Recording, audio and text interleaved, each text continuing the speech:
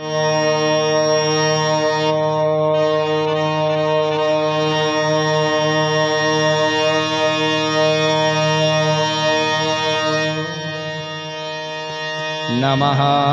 परमहंसास्वादित चरणकमलचिन्मकरन्दाय भक्तजनमानसनिवासाय श्रीरामचन्द्राय हेयं सदा परिभवग्नमभीष्टदोहम्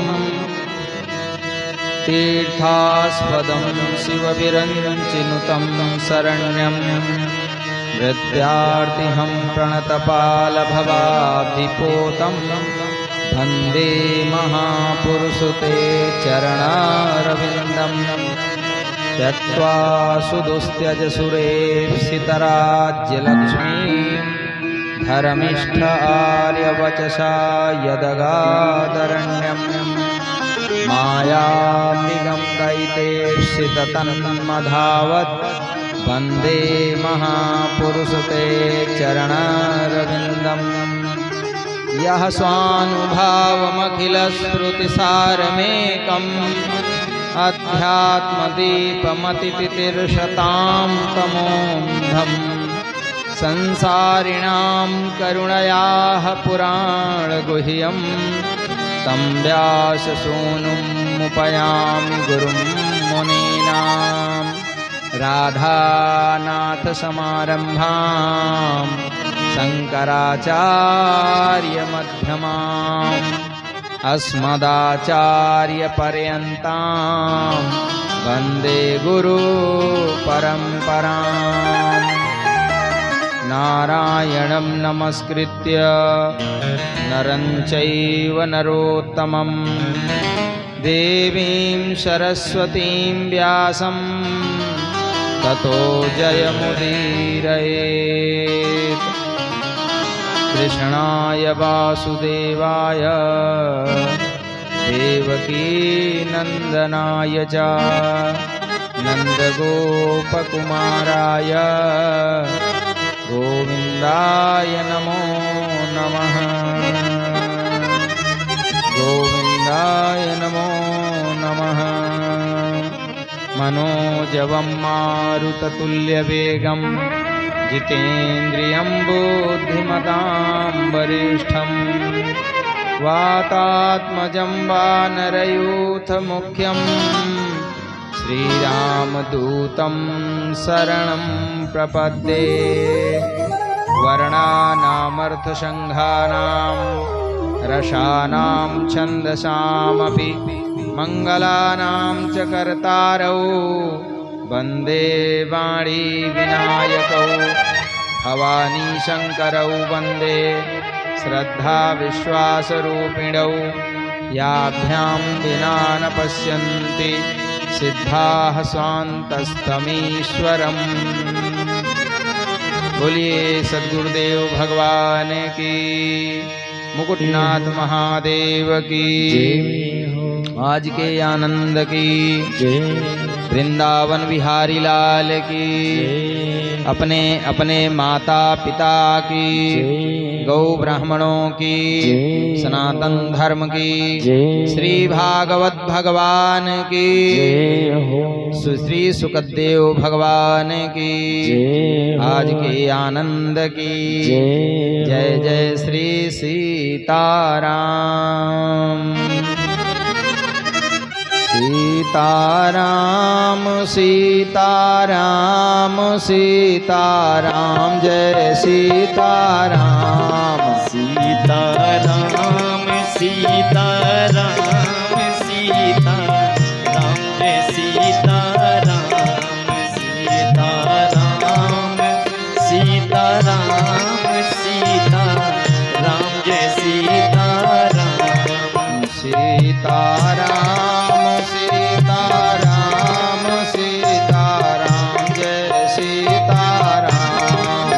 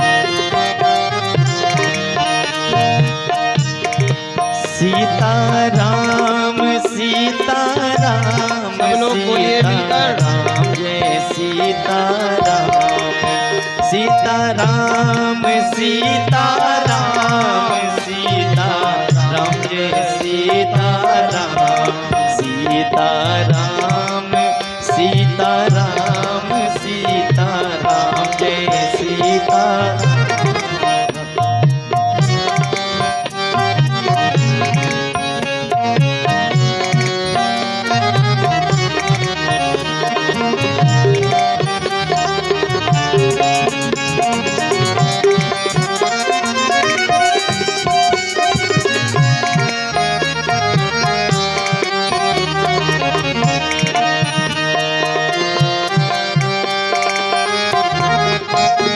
भवरोग नाशी श्री सीताराम जी का राम नाम स्मरण करो, अंतःकरण निर्मल होगा, निर्मल हृदय में कथा रस प्रवाहित होगा। ब्रह्मा के चारों वेदों से या नाम निकलता है, ब्रह्मा के चारों वेदों से या नाम निकलता है।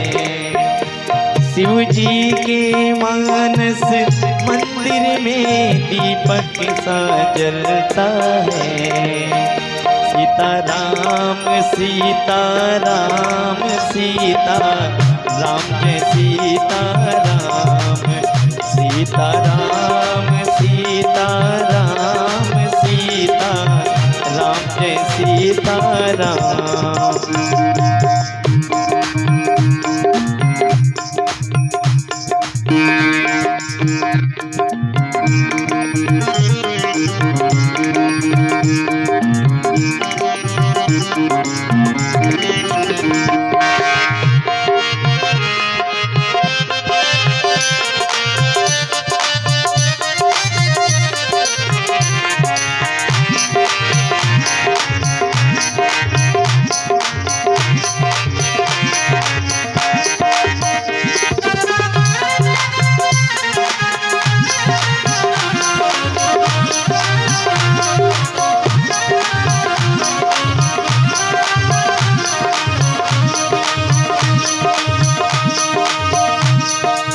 सीताराम सीताराम सीताराम जय सीताराम सीताराम सीताराम सीताराम जय सीताराम सीताराम सीताराम सीताराम जय सीताराम सीताराम सीताराम सीताराम जय सीताराम। राधे श्याम राधे श्याम राधे श्याम जय राधे श्याम राधे श्याम राधे श्याम राधे श्याम जय राधे राधे श्याम राधे श्याम राधे श्याम जय राधे श्याम राधे श्याम राधे श्याम राधे श्याम जय राधे श्याम। सीताराम सीताराम सीताराम जय सीताराम। बोलिए राघवेंद्र सरकार की जय हो, बोलिए ब्रजेंद्र नंदन सरकार की जय हो। सीताराम सीताराम राधे श्याम शब्द से अंतःकरण में उत्पन्न समस्त विकारों का समन हो जाता है। नाम लेत भव सिंधु सुखाही, ये जो भव है संसार रूपी भव खतरनाक नहीं है, इसके प्रपंच से उत्पन्न विषय वासना तथा विकारों का संयोग बहुत ही डरावना है। तो जब हम राम नाम लेते हैं, राम नाम की गर्जना करते हैं, तो अंतःकरण में प्रभु के नामकरण का रस प्रवाहित होता है। प्रविष्टः कर्णरन्ध्रेण स्वानां भावसरोरुहम् धुनोति समलं कृष्ण सलिलम यथा सरेत। परमात्मा की लीला, परमात्मा का गुणगान, परमात्मा का नाम, परमात्मा का धाम, परमात्मा के संत, इन सब का स्मरण करो तो अंतःकरण में भाव रूप में, भाव सरोरुह के रूप में प्रविष्ट हो जाते हैं।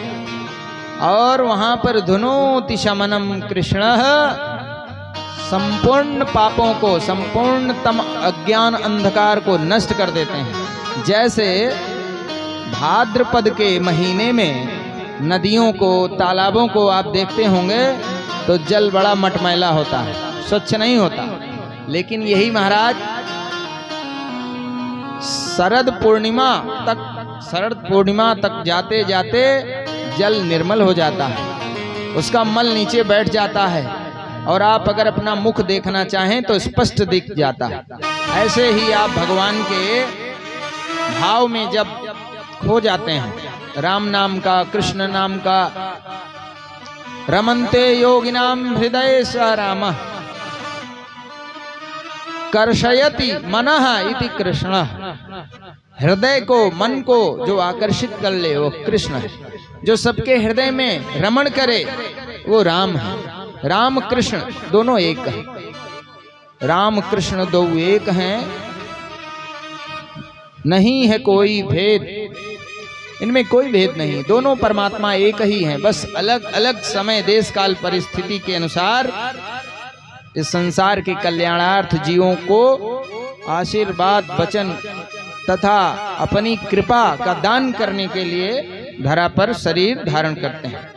भक्त की भावना से निराकार से नराकार हो जाते हैं, निराकार से नराकार हो जाते हैं। तो कल हम लोगों ने भगवान के लीला चरित्रों का श्रवण पान किया।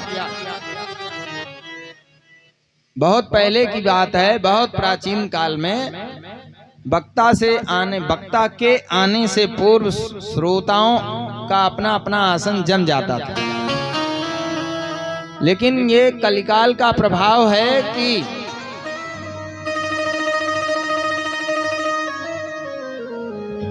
वक्ता पहले आ जाते हैं और श्रोता धीरे धीरे पधारते हैं। क्यों? क्योंकि कलिकाल के जो आवश्यक कार्य दिखाई दे रहे हैं, संबंधों के, आवश्यकताओं के, ये कभी पूर्ण होने वाले नहीं है महाराज। एक हुआ संपन्न तो दूसरा खड़ा हो गया। कभी स्वास्थ्य की दृष्टि से, कभी व्यवहार की दृष्टि से, ये हमेशा लगा ही रहेगा। फिर भी यह क्षेत्र बड़ा ही पुनीत है, बड़ा पवित्र है। यहाँ के लोग धन्य हैं। इतने व्यस्त समय में भी आज नाग पंचमी का महापर्व है। आज के दिन हमारे यहाँ परंपरा में गुजिया और पकवान बनाए जाते हैं और तमाम क्षेत्रीय परंपरा के अनुसार लोक रीति का पालन किया जाता है। फिर भी आपने इतना व्यस्त और इतने कीमती समय को भी आपने छोड़कर इस कथा पांडाल में उपस्थित होकर अपने मन, अपनी वाणी, अपने हृदय को पवित्र कर रहे हैं। ये बहुत बड़ी कृपा है ईश्वर। हम लोग कल चर्चा कर रहे थे कि जड़ भरत महाराज ऋषभ देव के पुत्र हुए। सुखदेव जी ने परीक्षित को जड़ भरत प्रसंग सुनाया। राजाओं में जड़ भरत जी का सुयश बहुत ही लोक कल्याणकारी है।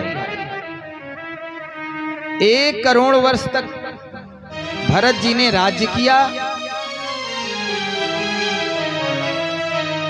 और सब कुछ त्याग कर वन को ग्रहण किया, वन चल गए, वानप्रस्थ आश्रम को ग्रहण किया।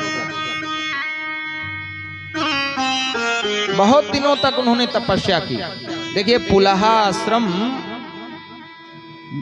आज के वर्तमान समय में जहां गंडकी नदी है नेपाल क्षेत्र में, वहां पुलहा आश्रम, जिसको हरिहर क्षेत्र कहते हैं, हरि और हर दोनों का क्षेत्र है वहां पर उन्होंने बहुत दिनों तक तपस्या किया, योग साधना की और सिद्ध हो गए, भगवत प्राप्ति हो गई, सदैव उनका मन भगवान में रम गया। लेकिन आपने कथा अनेक बार सुना होगा जड़ भरत महाराज का प्रसंग। एक मृग श्रावक के संयोग से उसके लालन पालन में इतना भूल गए, समय से उनका पूजन, समय से उपासना, समय से ध्यान छूटता धीरे धीरे चला गया और मृग के प्रसन्न होने में वो प्रसन्न होते, मृग के दुखी होने में वो दुखी हो जाते। और जब मृग बड़ा हो गया, खूब चलने लगा, दौड़ने लगा, तो अपनी जाति वालों को देखा और उन्हीं के बीच में एक दिन चला गया। और मृग से बिछुड़ने के कारण मृग बच्चे का चिंतन करते करते उनका शरीर छूट गया। यद्यपि सिद्धांत में कहा गया है कि बहुत दिनों के अभ्यास के बाद सिद्धि होती है, लेकिन शास्त्र में कहा गया कि अंते या मति सा गति, अंत में जीव की जो मति होती है, जिस प्रकार की उसकी चित्त की अवस्था होती है अंतःकरण की, वैसे ही गति उसको प्राप्त हो जाती है। ध्यान की है तो ध्यानी होगा, ज्ञान की है तो ज्ञानी होगा, योगी है तो योगी होगा, भक्त की है तो भक्त होगा अगले जन्म में। और चूंकि भरत जी ने मृग पशु का चिंतन किया था, इसलिए मृग शरीर मिल गया उनको, और मृग शरीर मिल गया, लेकिन उनका ज्ञान नहीं मिटा महाराज। उन्होंने जान लिया कि मुझसे भूल हो गई। ये कथा ये उपदेश देती है कि भरत जी तो उस अवस्था में पहुंच गए थे कि उनका ज्ञान अगले जन्म में नहीं मिटा, लेकिन हम लोग तो रोज एक नए नए संबंधों में खोते जाते हैं। विवाह के पहले, विवाह के बाद, बाल्याक अवस्था में, फिर किशोरावस्था में, प्रौढ़ावस्था में, उत्तर प्रौढ़ावस्था में, फिर वृद्धावस्था में, उत्तर वृद्धावस्था में, सबके संबंध, सबके मोह बढ़ते ही जाते हैं उत्तर उत्तर। महाराज भरत जी ने समझ लिया कि मुझसे जो भूल हुई है उसको अब सुधारना है, अतः उन्होंने एक दिन गंगा जी के जल में अपने मुख को डुबो दिया और भगवान का चिंतन करते करते शरीर छोड़ दिया। फिर उनको जन्म मिला, ब्राह्मण का शरीर मिला, ब्राह्मण के घर वो उत्पन्न हुए। ब्राह्मण पिता के द्वारा उनको बहुत पढ़ाया लिखाया गया, लेकिन भरत जी ने जान लिया कि अगर मैं इस जन्म में भी कर्मकांड में फंसा तो फिर मुझे कोई बचा नहीं सकता। अतः उन्होंने साल भर पढ़ने के बाद गायत्री मंत्र के चारों चरण अपने पिता को नहीं सुना सके। अंदर तो उनके ब्रह्मज्ञान महाराज भरा पड़ा था, ब्रह्मज्ञानी थे, लेकिन ऊपर से वो अवधूत स्वरूप अपना लिए।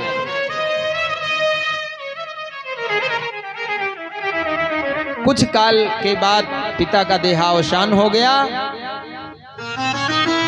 उनके भाइयों ने उनको तमाम प्रकार से अपने घर के कार्य में लगाया, लेकिन उनका मन कहीं लगा नहीं। अंत में उनको घर से निकाल दिया। अब अवधूत वेश में महाराज जहां कहीं जो मिल जाता खा लेते, नहीं तो पड़े रहते। एक दिन डाकुओं ने देखा कि उनका बलि पशु भाग गया है कहीं। उन्होंने पकड़ लिया और उनका बलिदान करने के लिए जैसे ही खड्ग उठाई तो मां काली के शरीर में जलन होने लगी, क्योंकि ब्रह्मज्ञानी ब्रह्म स्वरूप महात्मा का वध करेगा। अतः वो प्रत्यक्ष प्रकट हुई और खड्ग से डाकुओं के सर को धड़ से अलग कर दिया, और कहते हैं जैसे कंदुक बच्चे खेलते हैं ऐसे खेलने लगी उनके सरों से। इसके बाद महाराज जड़ भरत जड़ की तरह, उनका जो व्यवहार था वो जड़ की तरह हो गया, इसीलिए उनको जड़ भरत संज्ञा हो गई। एक बार की बात है, सिंधु सौवीर देश का राजा ब्रह्म ज्ञान के लिए, जिसका नाम था रहुगण, सिंधु सौवीर देश का राजा रहुगण ब्रह्म ज्ञान प्राप्ति के लिए कपिल महाराज के आश्रम में जा रहा था।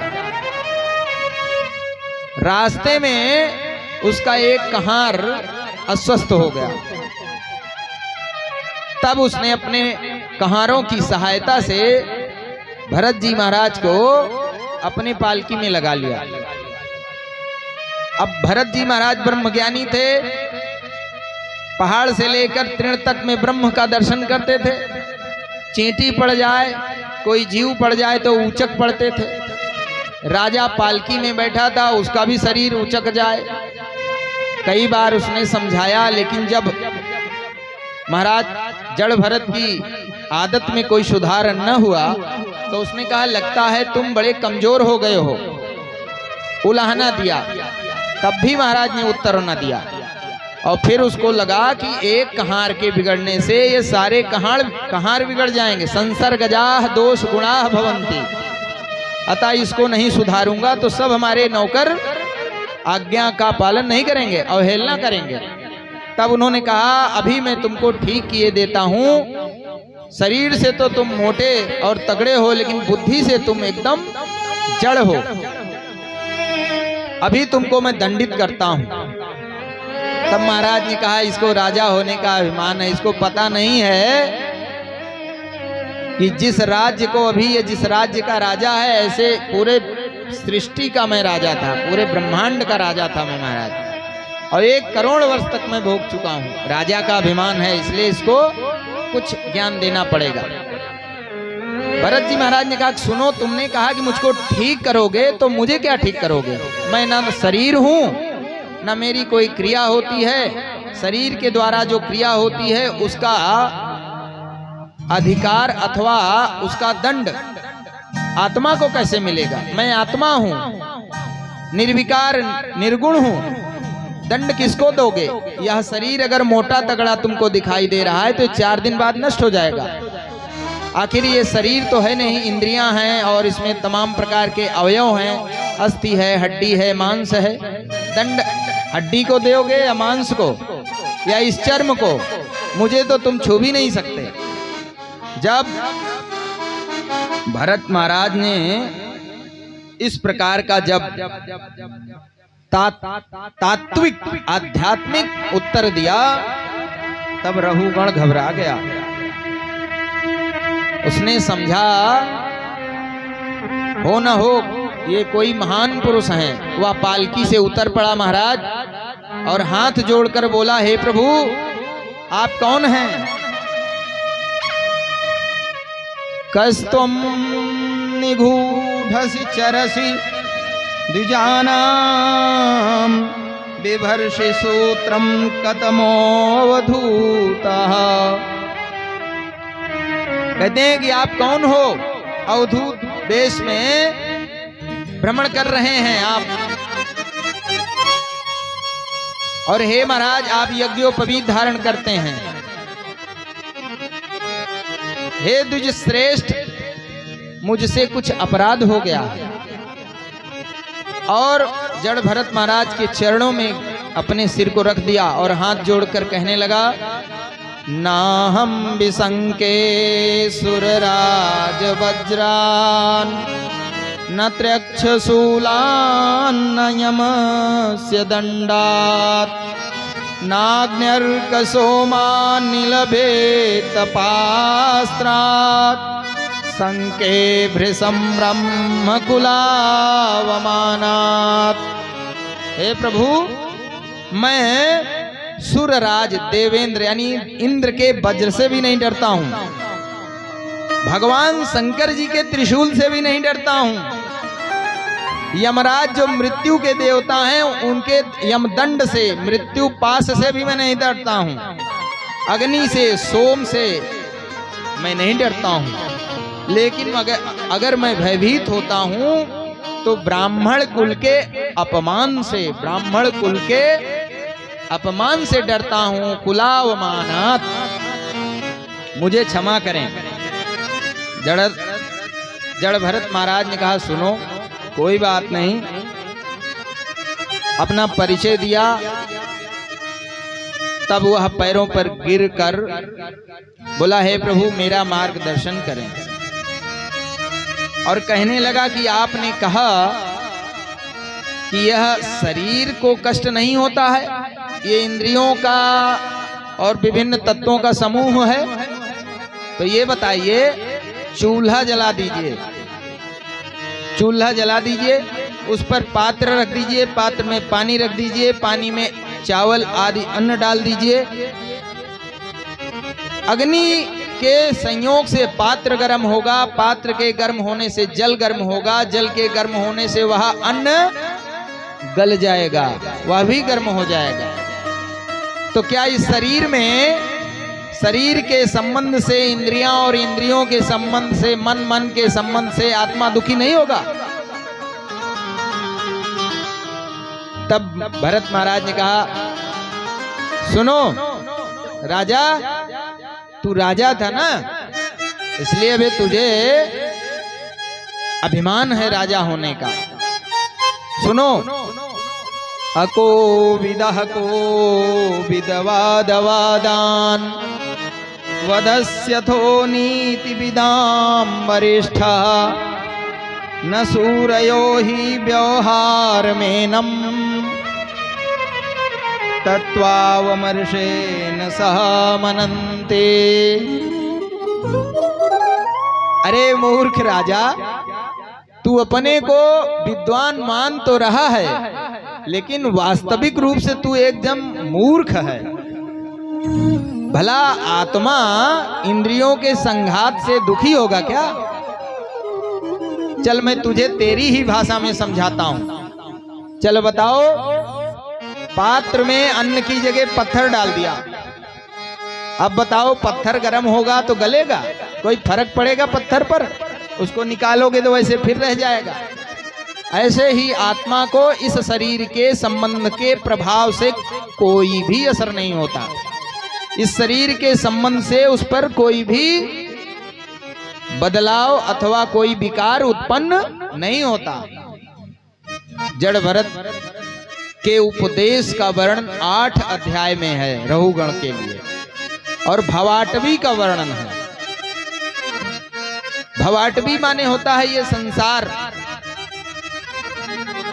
संसार में हमारा शरीर है। कहते हैं कि देखिए ये संसार रूपी जंगल है, जंगल में 6 डाकू हैं, एक जीवात्मा यात्री है, पथिक है, और इंद्रियों के जो विषय हैं ये कौन है? ये वैश्य कुल हैं, ये ठगते रहते हैं, ये डाकू बन करके ठगते रहते हैं पल पल पर। और जो इसमें रोग हैं, तमाम प्रकार के विकार हैं, ये उस वन के अजगर कीट हैं जो इसको हमेशा डसते रहते हैं, खाते रहते हैं। इस शरीर को ही जंगल बताया और इस जीवात्मा को भी यहाँ का यात्री कहा। जब तक ये परमात्मा की अनन्य भक्ति नहीं करता है, तब तक इसका कल्याण नहीं होता है। और सबसे बड़ा पहला आरंभिक उपाय क्या है? हम सब के लिए उपदेश है। भ्रातव्यमेनं तदवद बवीर्य मुपेक्षयाध्येधितमप्रमत्तः गुरोर्हरेश्चरणोपासनास्त्रो जहि व्यलीकं स्वयमात्मपोषम। आत्मा के पोषण का प्रयास करें। आत्मा के पोषण का, महाराज शरीर के पोषण का नहीं। और आत्मा का पोषण कैसे होता है? यह श्री गुरु के चरणों में बैठकर गुरु उपासना। गुरु के चरणों में नहीं कि चंदन लगावे, फूल लगावे, माला, ये तो स्थूल पूजा है। गुरु के ज्ञान, गुरु के भाव, गुरु के सन्निकट हो जाए, उपासना, उनके समीप हो जाए, उनकी अवस्था को प्राप्त करना सीखे उनसे। गुरु जिस अवस्था में हैं, ज्ञान से हैं, विज्ञान से हैं, योग से हैं, भक्ति से हैं, उसमें प्रतिष्ठित हो जाए। और हे राजन, अन्य कोई उपाय नहीं है। कहते हैं सुनो, रहु गणै तपसा न याति न चेज्जया निर्वपणात् गृहाद्वा न छन्दसा नैव जलाग्निसूर्यैर्विना महत्पाद रजोभिषेकम्। बिना महत्पाद रजोभिषेकम। कह रहे हैं कि अगर तुम सोचो कि भगवान की भक्ति और भगवान को यज्ञ के द्वारा, तप के द्वारा, वैराग्य के द्वारा प्राप्त कर लो तो बड़ा कठिन है। गीता के 4th अध्याय में भगवान कहते हैं अर्जुन को, द्रव्य यज्ञ, तपो यज्ञ, योग यज्ञास्तथा परे, स्वाध्याय ज्ञान यज्ञाश्च यतयः संसित व्रता। स्वाध्याय ज्ञान अर्थात गुरु के श्री चरणों में बैठकर उनके चरणों की धूल को अपने ऊपर लगावे, ये समर्पण के लिए कहा गया। और गुरु के उपदेश को अक्षरशः अपने अंदर उतारे। श्रवणम तु गुरोः पूर्वम मननम तदनंतरम निदिध्यासनम इत्येतत् पूर्ण बोधत्व कारणम। पूर्ण बोध के लिए, परमात्मा का दर्शन करने के लिए 3 सोपान हैं, श्रवण, मनन, निदिध्यासन। इस प्रकार महापुरुषों के चरणों की सेवा करो, तभी तुमको परम मोक्ष प्राप्त होगा। और इस तरह उपदेश करके रहुगण का कल्याण कर दिए। देखिए, रहुगण से एक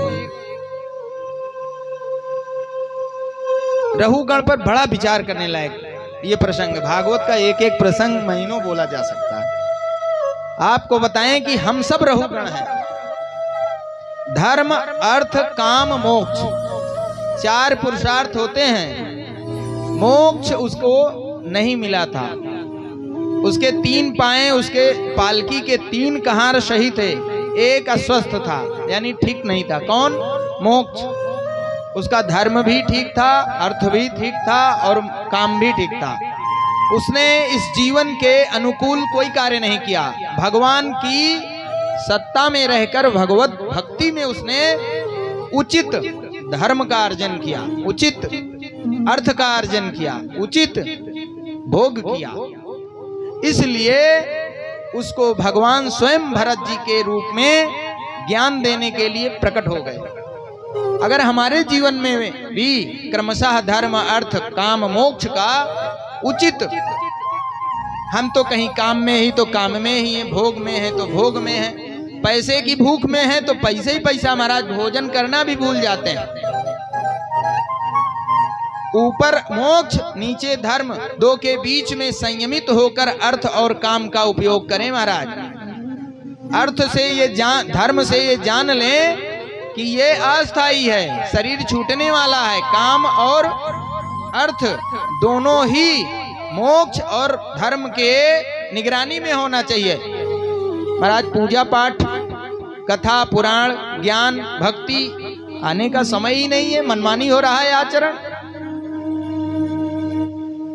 ऐसे जड़ भरत महाराज का सुयश इस संसार में जब तक सूर्य चंद्रमा रहेंगे तब तक गाया जाता रहे।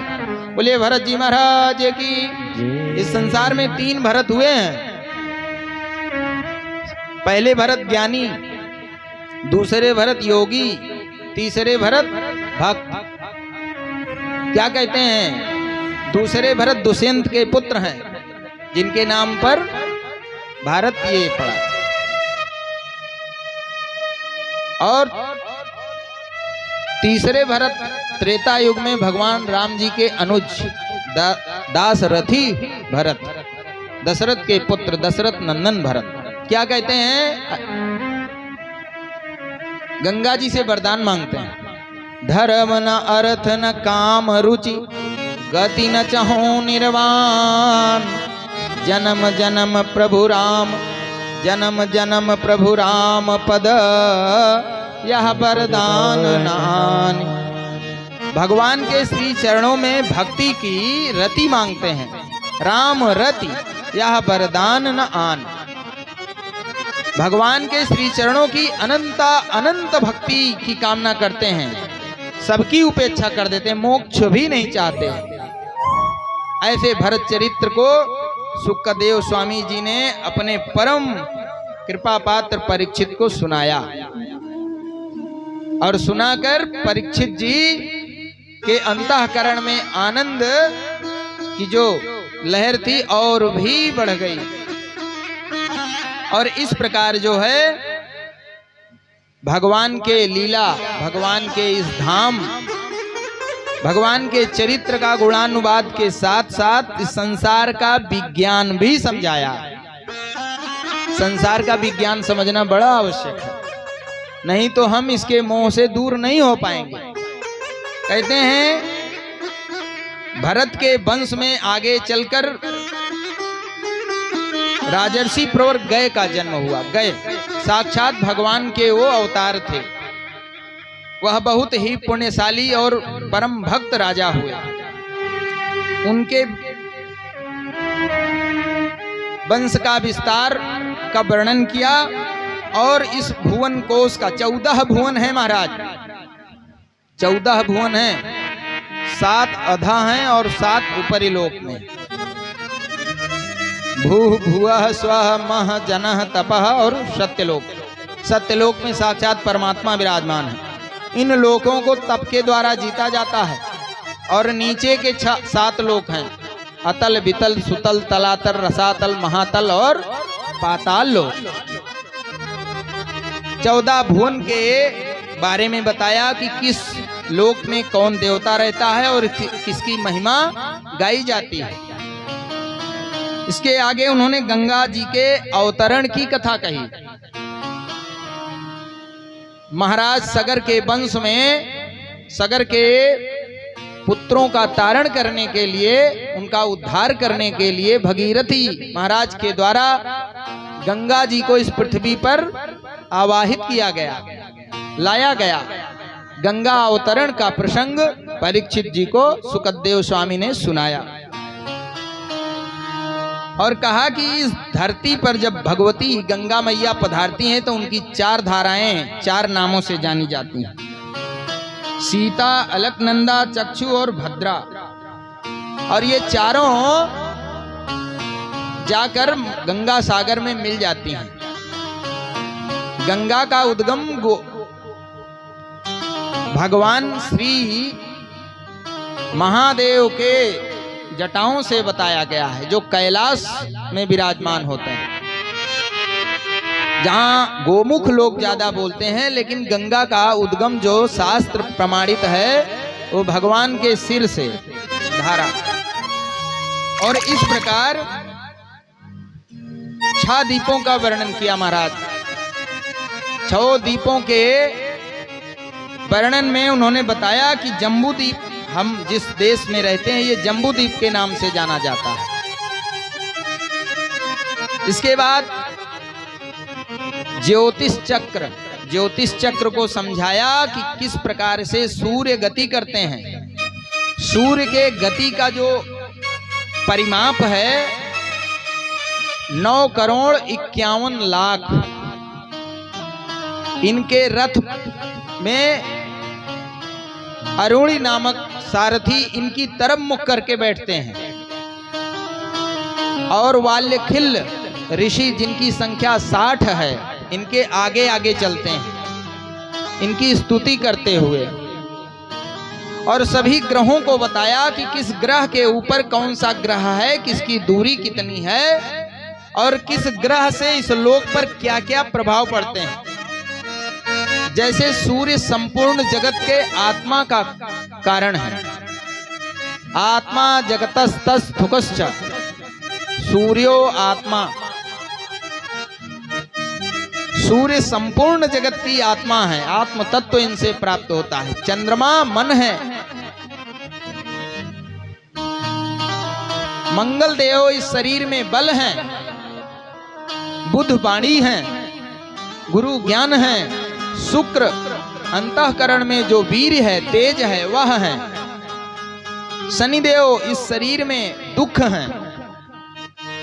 राहु केतु मनुष्य के 3 प्रकार के कर्मों के अनुसार फल देते हैं।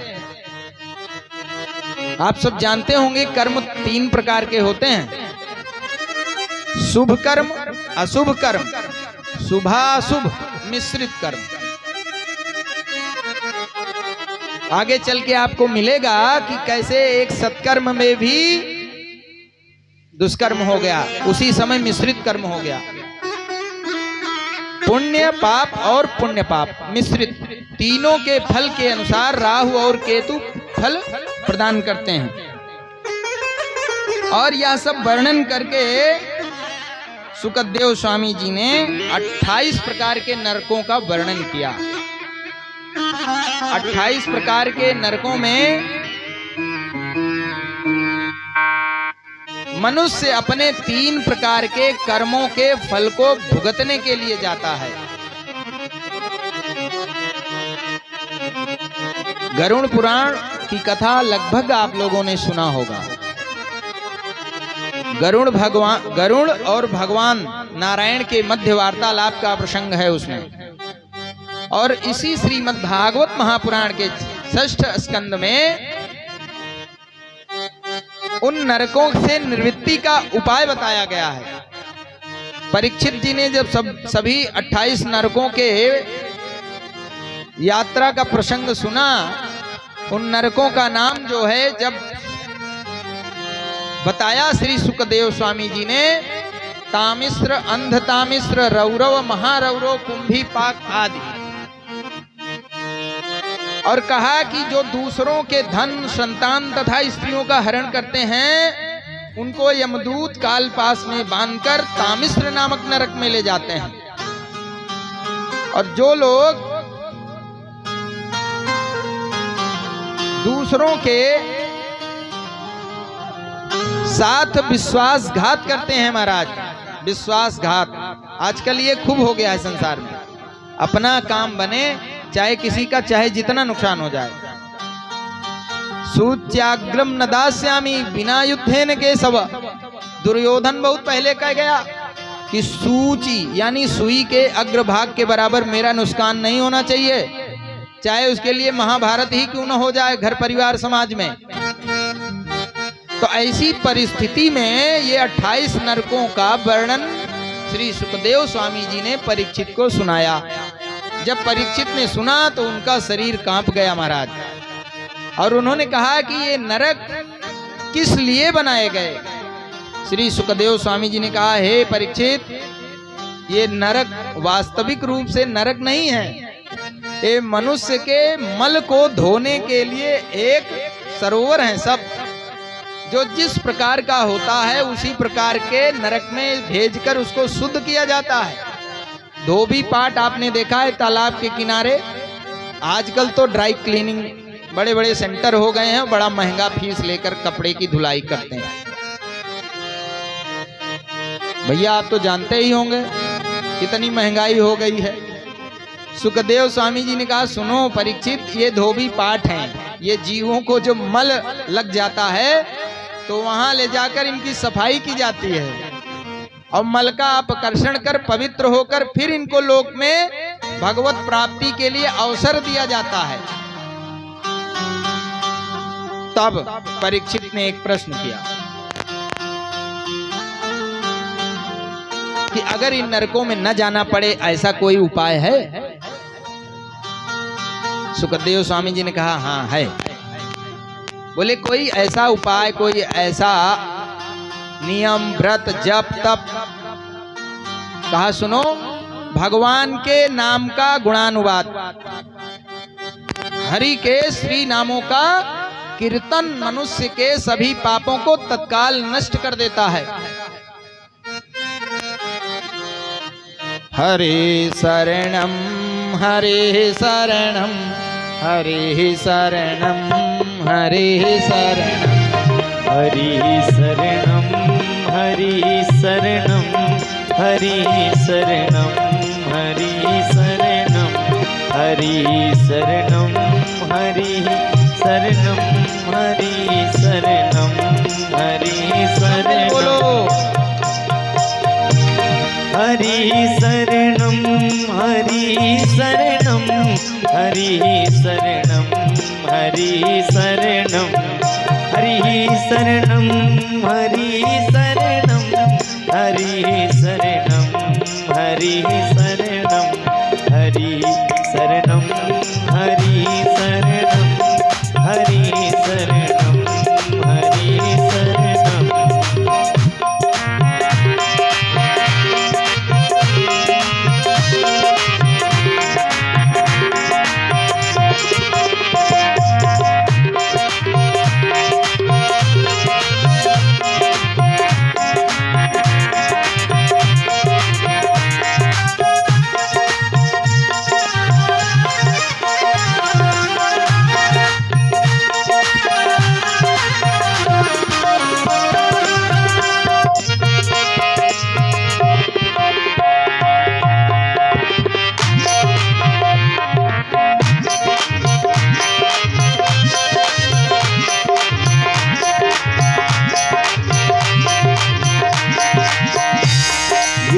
एक मंत्र है प्यारा हरि शरणम हरि शरणम यही एक मंत्र है प्यारा हरि शरणम हरि शरणम हरि शरणम हरि शरणम हरि शरणम हरि शरणम हरि शरणम हरि शरणम